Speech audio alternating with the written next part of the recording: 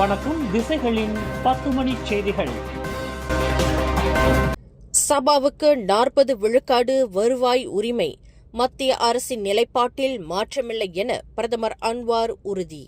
மலேசிய உடன்படிக்கை 1963 கீழ் சபா மாநிலத்திற்கு வழங்கப்பட வேண்டிய 40 விழுக்காடு வருவாய் உரிமையை மதிக்க மத்திய அரசு உறுதியுடன் இருப்பதாகவும் இதில் எவ்வித சந்தேகமும் இல்லை என்றும் பிரதமர் டத்தோஸ்ரீ அன்வார் இப்ராஹிம் தெரிவித்துள்ளார். கோத்தா கினபாலுவில் நடைபெற்ற நோன்பு திறக்கும் நிகழ்ச்சியில் பேசிய அவர், நீதிமன்றத்தில் தாக்கல் செய்யப்பட்டுள்ள மேல்முறையீடு என்பது இந்த உரிமையை எதிர்ப்பதற்கானது அல்ல, மாறாக முந்தைய தீர்ப்பில் உள்ள சில விளக்கங்களை தெளிவுபடுத்துவதற்காக மட்டுமே என விளக்கமளித்தார். நாட்டின் பொருளாதார வளர்ச்சியையும் அந்நிய முதலீடுகளின் பலன் அடிமட்ட மக்களையும் சென்றடைவதையும் உறுதி செய்வதே அரசாங்கத்தின் இலக்கு என்றும் அவர் குறிப்பிட்டார். மேலும் சபா மாநிலத்தைச் சேர்ந்த 5 சமய கல்வி நிலையங்களில் செயற்கை நுண்ணறிவு உள்ளிட்ட டிஜிட்டல் கல்வியை அறிமுகப்படுத்த 1.525 மில்லியன் ரிங்கிட் ஒதுக்கீடு செய்யப்பட்டுள்ளதாகவும் பிரதமர் அறிவித்தார்.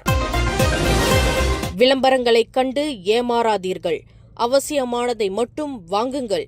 பயணீட்டாளர்களுக்கு பிரதமர் அன்வார் அறிவுரை. பயணீட்டாளர்கள் எதையும் வாங்குவதற்கு முன் விளம்பரங்களால் ஈர்க்கப்படாமல் சரியான தேர்வையும் மதிப்பீட்டையும் செய்ய வேண்டும் என பிரதமர் டத்தோஸ்ரீ அன்வார் இப்ராஹிம் வலியுறுத்தினார். கோத்தா கினபாலுவில் நடைபெற்ற தேசிய பயணீட்டாளர் தின விழாவில் பேசிய அவர், தேவையில்லாத பொருட்களை ஆடம்பத்திற்காகவும் உணர்ச்சி வசப்பட்டும் வாங்கும் பழக்கத்தை தவிர்த்து குடும்பத்தின் உண்மையான தேவைகளை அறிந்து புத்திசாலித்தனமாக செயல்பட வேண்டும் என்று கேட்டுக்கொண்டார். மேலும் ரமலான் மாதத்தின் நோக்கம் எளிமையை கடைபிடிப்பதே என்பதை நினைவுபடுத்திய பிரதமர், நோன்பு திறக்கும் நிகழ்வுகளில் உணவுகளை வீணாக்காமல் ஏழை எளியவர்களின் பசியை உணர்ந்து அவர்களுக்கு உதவும் மனப்பான்மையை வளர்த்துக் கொள்ள வேண்டும் என்றும் அறிவுறுத்தினார்.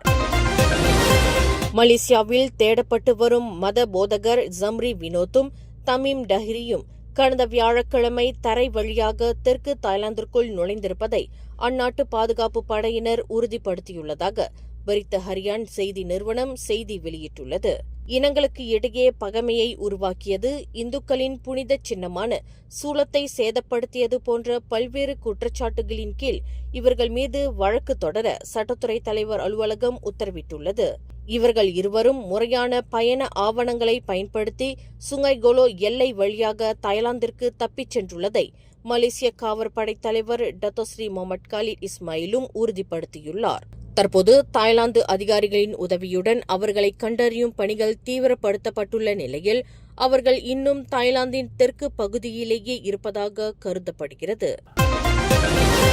அரசாங்கம் அறிவித்துள்ள நோன்பு பெருநாள் கூடுதல் விடுமுறை நாளில் அரசு மருத்துவமனைகளிலும் நிபுணத்துவ மருத்துவமனைகளிலும் சந்திப்புகளை கொண்டுள்ள நோயாளிகளுக்கு புதிய தேதிகள் வழங்கப்படும் என சுகாதார அமைச்சர் டத்தோஸ்ரீ டாக்டர் ஜுல்கிஃப்லி அஹ்மத் தெரிவித்துள்ளார். இதுகுறித்து சம்பந்தப்பட்ட மருத்துவமனைகள் நோயாளிகளை தொடர்பு கொண்டு புதிய தேதிகளை அறிவிக்கும் என்றும் இதன் மூலம் யாருடைய சிகிச்சையும் பாதிக்கப்படாது என்றும் அவர் உறுதியளித்தார்.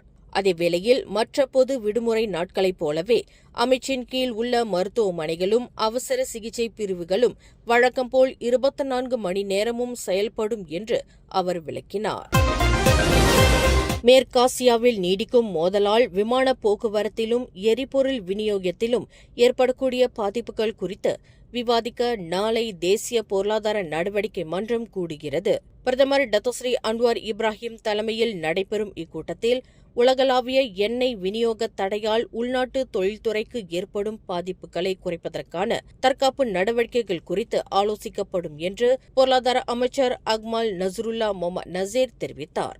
குறிப்பாக ஹொர்முஸ் நீரிணை வழித்தடத்தில் ஏற்படும் பாதிப்புகள் உலகளாவிய எரிசக்தி விநியோக சங்கிலியை சீர்குலைத்து நாட்டின் பணவீக்க விகிதத்தில் அழுத்தத்தை ஏற்படுத்தக்கூடும் என்பதால் இந்நடவடிக்கை எடுக்கப்படுவதாக அவர் விளக்கினார்.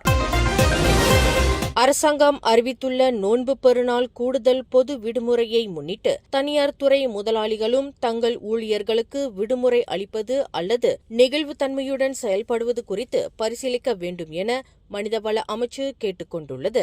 இந்த விடுமுறை 1951ஆம் ஆண்டு விடுமுறை சட்டத்தின் கீழ் அறிவிக்கப்பட்டுள்ளதால் இது 1955ஆம் ஆண்டு வேலை சட்டத்தின் கீழ் தனியார் துறை ஊழியர்களுக்கும் பொருந்தும் என்றும் முதலாளிகள் இந்த விடுமுறைக்கு பதிலாக வேறு ஒரு நாளை மாற்றாக வழங்கலாம் என்றும் அமைச்சு விளக்கியுள்ளது. ஒருவேளை கூடுதல் விடுமுறை தினத்தன்று ஊழியர்கள் பணியாற்ற நேரிட்டால் அவர்களுக்குரிய பொது விடுமுறை கால கூடுதல் ஊதியம் வழங்கப்பட வேண்டும் என்பதையும் மனிதவள அமைச்சு சுட்டிக்காட்டியுள்ளது. மக்கள் தங்கள் வீடுகளில் காய்கறி தோட்டம் அமைப்பதை ஊக்குவிப்பது அரசாங்கத்திடம் உணவு பாதுகாப்பு திட்டம் இல்லை என்பதை குறிக்காது என்று வேளாண்மை உணவு பாதுகாப்பு அமைச்சர் டத்தோஸ்ரீ முகமது சாபு தெரிவித்துள்ளார். சிங்கப்பூர், ஜப்பான் போன்ற நாடுகள் வலுவான உணவு கொள்கைகளை கொண்டிருந்தாலும் தற்சார்பு பொருளாதாரத்தின் ஒரு பகுதியாக நகர்ப்புற விவசாயத்தை முன்னெடுப்பதை அவர் சுட்டிக்காட்டினார்.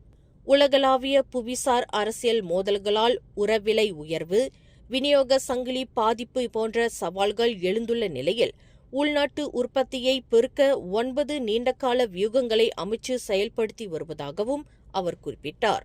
குறிப்பாக அரிசி கையிருப்பை அதிகரித்தல், பெட்ரோனாஸ் நிறுவனத்துடன் இணைந்து விவசாய இடுபொருட்களின் விலையை கட்டுப்படுத்துதல் போன்ற ஆக்கப்பூர்வமான நடவடிக்கைகள் எடுக்கப்பட்டு வருவதாகவும் அமைச்சர் உறுதியளித்தார். இப்போ தமான் மகிழம்பு இம்பியானா அர்ரில் பகுதியில் உள்ள தனது வீட்டுக்கு அருகே உள்ள சாக்கடை ஒன்றில் உயர்கல்வி நிறுவன மாணவர் ஒருவர் இன்று மதியம் பிணமாக கண்டெடுக்கப்பட்டார். காலை 11:20 மணியளவில் தனது வாகனத்தை நிறுத்தச் சென்ற அண்டை வீட்டார் ஒருவர் சாக்கடைக்குள் இரத்த கரையுடன் இளைஞர் ஒருவர் கிடப்பதைக் கண்டு அதிர்ச்சியடைந்து காவற்படையினருக்கு தகவல் அளித்துள்ளார். உயிரிழந்த மாணவர் தனது வீட்டிலிருந்து சுமார் 30 மீட்டர் தொலைவிலேயே மீட்கப்பட்டுள்ளார்.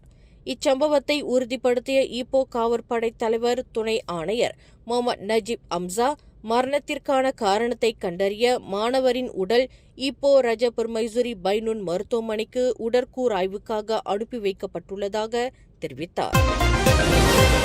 வெற்றி முழக்கங்கள். மழலையரின் சிரிப்பொலி என புக்கெட் ஜாலில் தோட்ட தமிழ் பள்ளி திடல் இன்று விழா கோலம் பூண்டது. இப்பள்ளியின் பாலர் பள்ளி மாணவர்களுக்கான 16வது ஆண்டு விளையாட்டுப் போட்டி மிக சிறப்பான முறையில் அரங்கேறியது.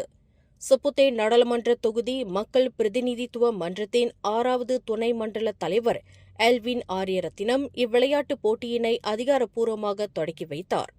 நிகழ்ச்சியில் உரையாற்றிய அவர் சிறு வயதிலேயே மாணவர்களிடையே விளையாட்டு ஆர்வத்தையும் உடல் ஆரோக்கியத்தின் முக்கியத்துவத்தையும் விதைப்பது பாராட்டுக்குரியது என குறிப்பிட்டதோடு பாலர் பள்ளியின் வளர்ச்சிக்காக தனது நன்கொடையையும் வழங்கினார்.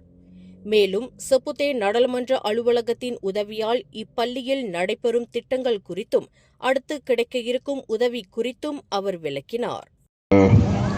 Sedikit sebanyak pasal sekolah ini yang kita membantu ya dari Pusat Khidmat Seputeh.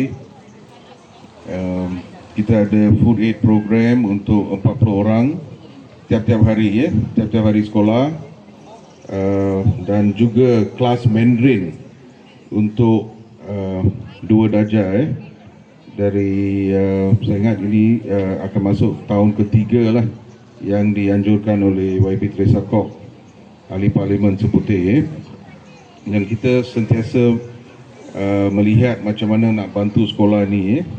The latest is kita akan dapat 2 kontainer untuk memasukkan peralatan sukan untuk sekolah ni. மைதானத்தில் இறங்கிய பாலர் பள்ளி மாணவர்கள் ஒவ்வொரு போட்டியிலும் தங்களின் துடிப்பையும் ஆர்வத்தையும் வெளிப்படுத்தி பார்வையாளர்களை வியப்பில் ஆழ்த்தினர். மாணவர்களுக்கு இணையாக பெற்றோர்களும் பிரத்யேக போட்டிகளில் கலந்து கொண்டு மைதானத்தை உற்சாக கடலில் நனைய செய்தனர். இந்த 2026ஆம் ஆண்டுக்கான போட்டி விளையாட்டு மிக நேர்த்தியாக நடைபெற பள்ளியின் பெற்றோராசிரியர் சங்கம், தாராள மனம் கொண்ட நன்கொடையாளர்கள், பெற்றோர்கள் ஆகியோர் தங்களின் முழுமையான ஆதரவை வழங்கினர்.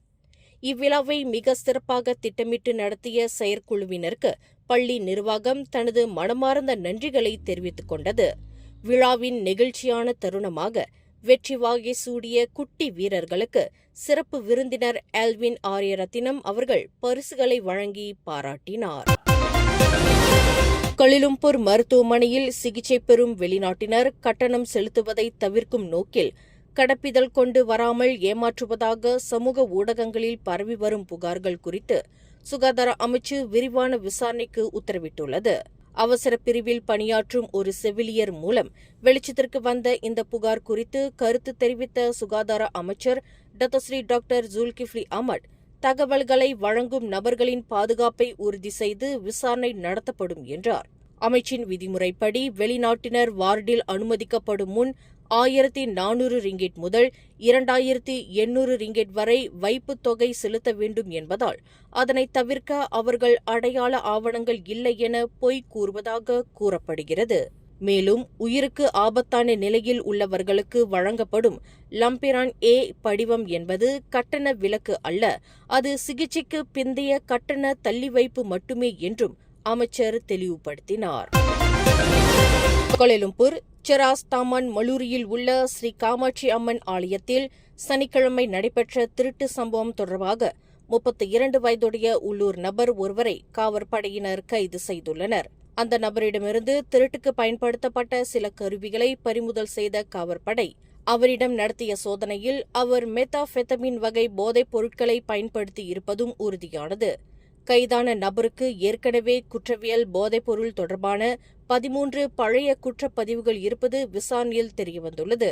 தற்போது அந்த நபரை மார்ச் 21 வரை 7 நாட்கள் தடுத்து வைத்து விசாரிக்க நீதிமன்றம் அனுமதி வழங்கியுள்ள நிலையில் இந்த வழக்கு திருட்டு குற்றத்திற்கான சட்டப்பிரிவு 380 கீழ் விசாரிக்கப்பட்டு வருகிறது. வடக்கு தெற்கு அதிவேக நெடுஞ்சாலையில் 4 வாகனங்கள் மோதிய விபத்தில் 3 பேர் பலத்த காயமடைந்தனர். ஜூருவிலிருந்து சிப்ராங்ஜயா நோக்கிச் சென்ற லாரி ஒன்று கட்டுப்பாட்டை இழந்து முன்னால் சென்ற கார்கள் மீது மோதியதில் ஒரு கார் தலைகீழாக கவிழ்ந்து பள்ளத்தில் விழுந்தது. இந்த விபத்து தொடர்பாக கைது செய்யப்பட்ட 28 வயதுடைய லாரி ஓட்டுநரிடம் நடத்தப்பட்ட சிறுநீர் பரிசோதனையில் அவர் மெத்தாஃபெத்தமின் போதைப்பொருள் பயன்படுத்தி இருந்தது உறுதியானது என சிப்ராங் பிராய் திங்கா காவற்படை தலைவர் ஏசிபி ஹெல்மி அரீஸ் தெரிவித்தார்.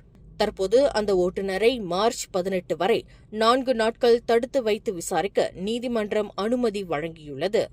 இச்சம்பவம் காரணமாக அந்த சாலையில் சுமார் 9 கிலோமீட்டர் தூரத்திற்கு போக்குவரத்து நெரிசல் ஏற்பட்டது.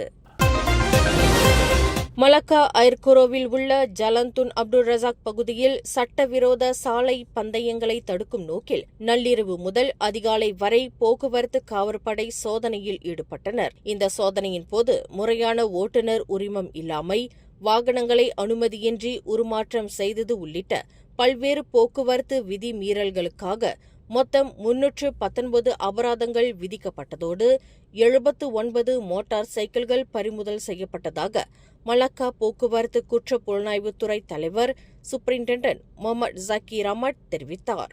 மேலும் போதைப்பொருள் சோதனையில் சிக்கிய 18 முதல் 36 வயதுடைய 3 ஆண்கள் கைது செய்யப்பட்ட நிலையில் சாலை போக்குவரத்து துறையினரும் பல்வேறு விதி மீறல்களுக்காக 200க்கும் மேற்பட்ட நோட்டீஸ்களை வழங்கினர்.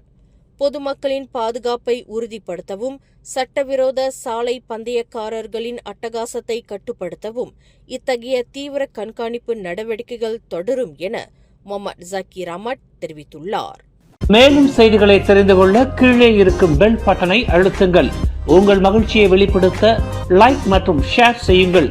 தொடர்ந்து திசைகளோடு இணைந்திருக்க சப்ஸ்கிரைப் செய்யுங்கள்.